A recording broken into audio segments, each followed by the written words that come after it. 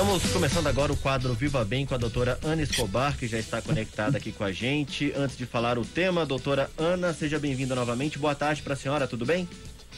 Boa tarde, sempre um prazer enorme estar aqui com vocês. Doutora Ana Escobar, muito obrigada por nos atender mais uma semana. A senhora que é nossa colaboradora do quadro Viva Bem. E hoje a gente vai falar sobre a variante da Índia, né? Tem se falado muito sobre isso. Recentemente foi confirmado, né, aqui no estado de São Paulo. As autoridades têm batido cabeça, né, em relação a isso. E a preocupação é evidente, né? Opa, e é mesmo, pessoal, porque vocês vejam, né, que o mundo hoje globalizado, não adianta, né, você vê as pessoas se movimentando, muita gente se movimentando de lá para cá, é inevitável que apareça uma variante no local, que em outro ponto do planeta já essa variante vai estar também. Isso é uma coisa assim que é difícil, ainda mais num país continental como o Brasil, que tem tantas fronteiras e tantas portas de entrada, né? Então chegou aqui a variante da Índia, né? Essa variante que é a B.1.617, alguns falam que ainda tem um subtipo .2, mas enfim, não importa o número. O que importa, pessoal, é que essa variante parece que ela tem uma taxa de transmissão, uma contagiosidade maior. E deve ser isso mesmo, porque o vírus, ele vai o quê? Ele também vai evoluindo, ele também vai se aprimorando. E aqueles que têm maior capacidade de sobrevivência, o que significa? Mais chance de contaminar outras pessoas, são os que sobrevivem, são os mais fortes. Então a tendência, gente, é o vírus ir ficando cada vez mais transmissível e também, portanto, mais contagioso. Por isso, gente, aqui no Brasil, agora, e na verdade em todo o mundo, enquanto a gente não tem vacina, a única coisa que a gente pode fazer é usar máscara, manter o distanciamento, lavar a mão. A gente tem que falar isso toda vez, mas o brasileiro parece que não entra na cabeça. O brasileiro faz assim, flexibiliza um pouquinho, já sai todo mundo para a rua. Vocês sabiam que aqui no Brasil, com essas taxas altas, flexibilizou um pouquinho, a gente tem muito mais gente circulando na rua do que países que já estão com quase 50% da sua população vacinada. Por exemplo, Inglaterra. Tem muito mais gente proporcionalmente andando na rua no Brasil do que na Inglaterra. É impressionante isso. O brasileiro não consegue, né, parece, se submeter a uma restrição. Ele tem que sair, ele tem que aglomerar, ele tem que fazer tudo. E aí está aí, né? Um monte de espertos contaminados, né? É triste a gente ver isso, né? Sem dúvida. Mas com essa variante indiana, pessoal, a gente realmente tem que ter cuidado. Justamente essa palavra que eu ia usar, a palavra que a senhora usou, triste, né? Porque a gente às vezes conhece pessoas que fazem esse tipo de coisa e aí a gente fica se sentindo até pior, né, doutora? Porque não sabe o que faz. Se chega para a pessoa e fala, né? E tem pessoas que saem para tudo que é lugar e ainda mandam mensagem. Vamos se encontrar? Aí a gente fica sem graça de falar o motivo do não, mas fala não. É isso, é exatamente isso. E infelizmente a gente não tem o exemplo de autoridades, né? Que também deveriam pregar o isolamento social e fazem exatamente o oposto, né? Pregam a aglomeração.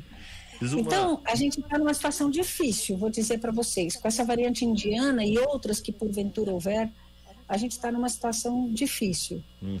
Doutora, aí vem uma dúvida que eu acho que é comum, até porque eu fiz um experimento aqui, digamos assim, na prática. Coloquei aqui variante indiana no Google e deixei aquela sugestão ali de, né, com os caracteres. Ali, entre os primeiros, aqui, eu acho que é a segunda sugestão que aparece é sintomas. As pessoas, elas têm essas dúvidas a respeito das variantes. Tem alguma diferença? São os mesmos sintomas, né, doutora? Os mesmos, excelente pergunta. São os mesmos sintomas, pessoal. Começa com tosse seca, dor de garganta, dor de cabeça, dor no corpo, né, coriza, diarreia. Então, são os mesmos sintomas em adultos e em crianças, tá? Então, quaisquer pessoas que tenham esses sintomas têm que se isolar, aguardar o segundo, terceiro dia e testar. É o famoso testar. Não só para saber se você está, mas para proteger quem está à sua volta. Isso, de fato, é muito importante. Os mesmos sintomas, tá?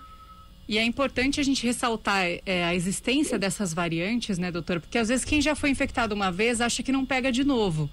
Talvez não pegue de novo aquela variante, mas pode pegar outra. Então tem que tomar cuidado, evitar, né? Enfim, tudo aquilo que a gente já falou. É exatamente isso, Stephanie, que a gente não sabe, né? Até que ponto você ter tido uma variante te defende de outra. E mais ainda, a gente não sabe até que ponto as vacinas atualmente disponíveis conseguem contemplar todas essas variantes. E aí tem uma outra discussão interessante, que é isso. Não adianta só o primeiro mundo estar vacinado, não. Porque enquanto o terceiro mundo não está vacinado e produzindo novas variantes, a gente pode, com essas novas variantes produzidas, né, nas pessoas suscetíveis do terceiro mundo, vamos dizer assim, num mundo globalizado, voltar a contaminar o primeiro mundo inteiro, porque a vacina que eles estão usando lá não é eficaz. Então, a gente tem que pensar hoje, essa pandemia, com esse mundo no século XXI, faz a gente entender que, gente, estamos no mesmo planeta. E a gente só vai ter paz quando todas as pessoas tiverem acesso à vacina. E a gente está sabendo que os 15%, né, 15% da população dos países do primeiro mundo tem mais de 50%, tem basicamente todas as vacinas. Então, 50% das vacinas para 15%. Aí 85% da população sobra o restante das vacinas. É complicado isso, né? É complicado. Uhum. E aí, doutora, a dúvida que a gente tem em relação às vacinas, né? O que a gente tem de estudos até agora em relação à variante indiana? Em relação à vacina, até agora parece que a variante indiana é sensível à vacina, mas a vacina da Pfizer, por exemplo, né? A gente ainda precisa ter testes com outras vacinas. Por exemplo, a Coronavac a gente não sabe, que a maior parte dos brasileiros está vacinado com Coronavac, então a gente não sabe, né, se a Coronavac pega essa variante indiana. A da AstraZeneca, eu não sei se tem estudo ainda não vi, tá bom? Mas espero que pegue também. Acho que tem um estudo falando que sim, que talvez pegue. Mas é isso, a gente não sabe até que ponto essas vacinas vão nos proteger. E se aparece uma outra variante, sei lá da Antártida, por exemplo, né? Sim. Né? Aí, será que as nossas vacinas vão ser eficazes contra essa nova variante? É por isso que eu falo, gente, a gente tem que entender que, assim, no mundo, todo mundo é responsável por todo mundo. Não adianta só uma parte do mundo estar vacinada, se outra parte não tiver, o vírus continua produzindo novas espécies, novas variantes, e aí ameaça todo o mundo de novo. A pandemia, então, acabou provando a importância da coletividade, né, doutora? Exato, você sabe, Stephanie, eu acho que essa é um dos grandes ensinamentos que a gente tem no mundo hoje.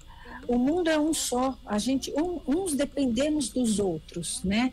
Então, para que todo mundo tenha paz, possa ter uma vida tranquila, possa viajar, possa se locomover, possa trabalhar, possa comer, possa fazer comércio, fazer tudo, né? Ter lazer, ter tudo. A gente tem que entender que uns dependemos dos outros. É a única saída, é o mundo entender isso de uma vez.